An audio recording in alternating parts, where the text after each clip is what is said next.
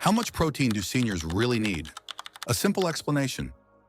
Every day, millions of seniors wake up feeling more tired, weaker, and slower than they used to. They assume it's simply age catching up with them. They try vitamins, supplements, and home remedies, yet nothing seems to bring back the strength, the steady balance, the energy, the sharp mind, or the confidence they once had. But what if the problem isn't age at all? What if it's something much simpler? Something the body quietly loses year after year without making noise. Something so basic that without it, the muscles shrink, bones weaken, metabolism slows, and fat replaces muscle? That something is protein. Today's video answers one of the most confusing questions seniors face. How much protein do older adults actually need? Not the answer printed on food labels, not the answer diet apps give, not the advice for young athletes, but the real medically sound amount required to stay strong, functional, independent, and healthy after the age of 50, 60, 70, and beyond. You'll learn why seniors need more protein than younger adults, the simplest method to calculate how much you personally need, the safest daily range, the hidden dangers of taking too much protein, the dangers of taking too little, how to get enough protein even if you have small appetite, difficulty chewing, diabetes, or weight problems, what time of day protein works best, and the common mistakes many seniors make without realizing it. Let's begin. Section 1. Why protein matters more after age 50. Protein is not just for muscles. It is the building block of nearly everything in the human body. It supports muscle strength, bone density, immune function, recovery from illness, skin elasticity, hair and nail strength, brain neurotransmitters, hormone balance, wound healing, metabolism, and weight control. But here's what many don't know.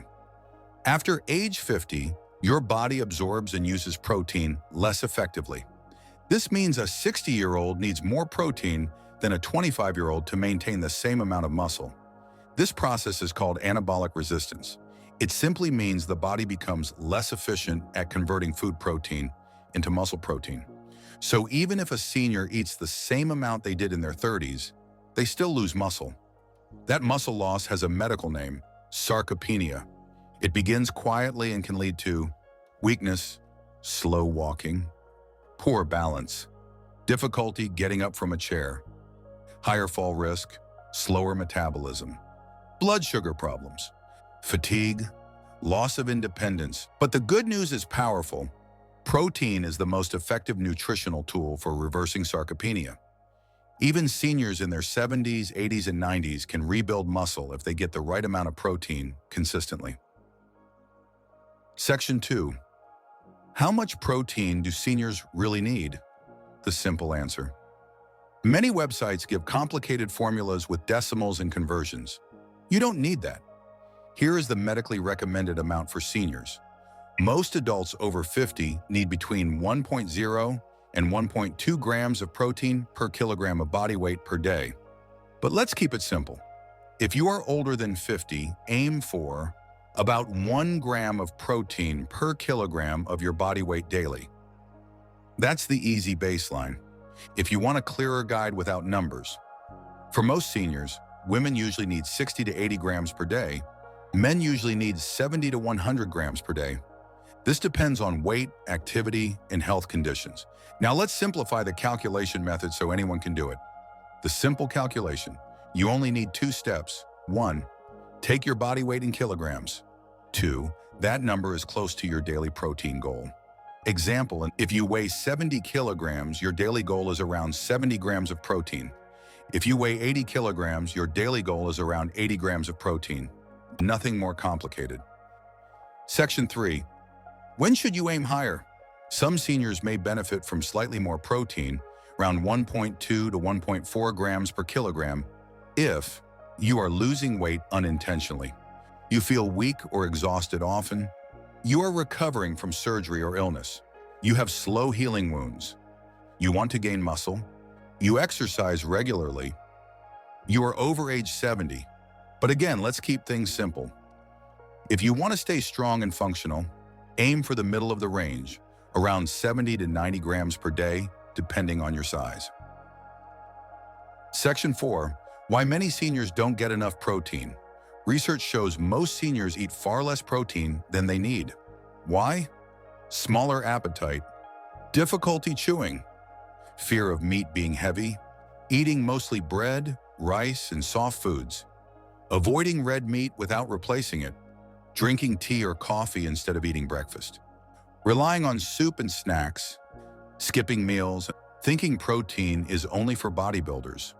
But low protein intake leads to fast muscle loss, weakness, slow metabolism, higher body fat, difficulty climbing stairs, poor balance, higher risk of fractures, longer recovery time from illness, lower immunity, skin thinning, brittle nails, slow wound healing.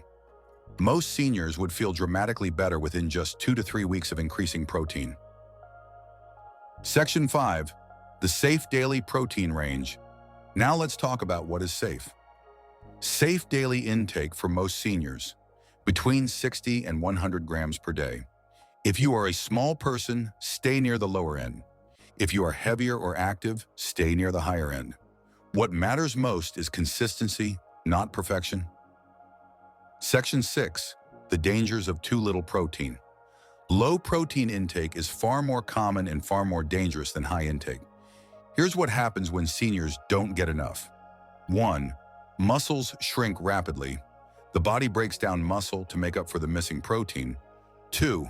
Balance becomes unsteady. Falls become more likely. 3. Bones weaken. Protein supports bone structure. Without it, fractures become more likely. 4. Metabolism slows. This causes weight gain around the belly even if you eat less. 5. Skin thins and wrinkles faster. 6. Immune system weakens. You become more prone to infections. 7.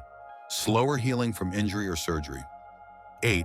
Higher risk of hospitalization and longer recovery time. Many seniors think they are eating fine, but they underestimate how little protein they actually get. Section 7. The dangers of too much protein. Now let's address the other side. Too much protein is possible, but much less common. Here are the risks of consistently going too high. 1. Kidney stress if you already have kidney disease. Healthy kidneys can handle normal and moderately high protein intake. But if you already have kidney disease, your doctor may limit your protein. 2. Dehydration. Protein metabolism requires more water. Drinking too little water while eating too much protein can cause dehydration. 3. Digestive discomfort. Excessive protein can lead to bloating, constipation, gas, especially if fiber intake is low. 4. Imbalanced diet. If you eat massive amounts of protein, you might lack healthy fats, fiber, vitamins, minerals. What is considered too much? For most seniors, more than 1.6 to 1.8 grams per kilogram of body weight daily is unnecessary and not recommended. For example, if you weigh 70 kilograms, eating above 110 to 125 grams of protein every single day is considered unnecessary and may cause strain. But again, very few seniors ever reach this level. Section 8. How to get enough protein without overthinking it. Let's keep this practical. Here's how your day might look. 1. Breakfast, 20 to 30 grams. Examples: Greek yogurt, eggs, cottage cheese, protein oatmeal, protein smoothie, cheese and whole grain toast. 2. Lunch, 20 to 30 grams. Examples: chicken, fish, tuna, beans, lentils, tofu. 3. Dinner, 20 to 30 grams. Examples: meat, fish, eggs, lentil soup, minced chicken, beans and rice. 4. Optional snack, 10 to 20 grams. Examples: yogurt, protein shake, nuts, cheese. That's it. You don't need complicated numbers. Section 9. How to eat enough protein if you have a small appetite. Small appetite is very common among seniors. Here's how to fix it. 1. Choose softer, easier to chew proteins. Scrambled eggs, omelets, yogurt, soft cheese, minced chicken, lentil soup, fish. 2. Spread protein throughout the day. Eat a little protein at every meal instead of trying to eat a lot at once. 3. Add high-protein snacks, Greek yogurt, cottage cheese, peanut butter, nuts, protein shake. 4. Avoid skipping breakfast. Most seniors who skip breakfast never hit their protein goals. Section 10. Why breakfast protein matters most. Morning protein has powerful benefits. Stops muscle breakdown, reduces cravings, improves energy, supports stable blood sugar, boosts metabolism, helps prevent nighttime hunger, improves muscle synthesis throughout the day. Many seniors eat toast, tea, or biscuits for breakfast. These provide almost no protein, but simply replacing that with eggs or yogurt or a protein smoothie can completely change energy levels and muscle mass within weeks. Section 11. Protein sources for seniors with diabetes.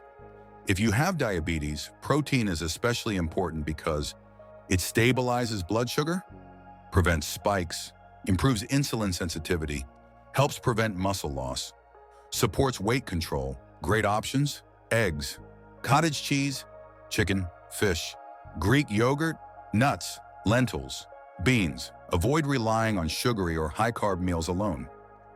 Section 12. Protein and weight loss after age 50.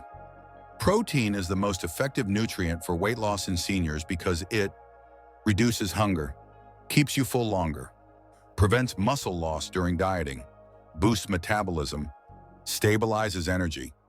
People who focus on protein tend to lose belly fat faster.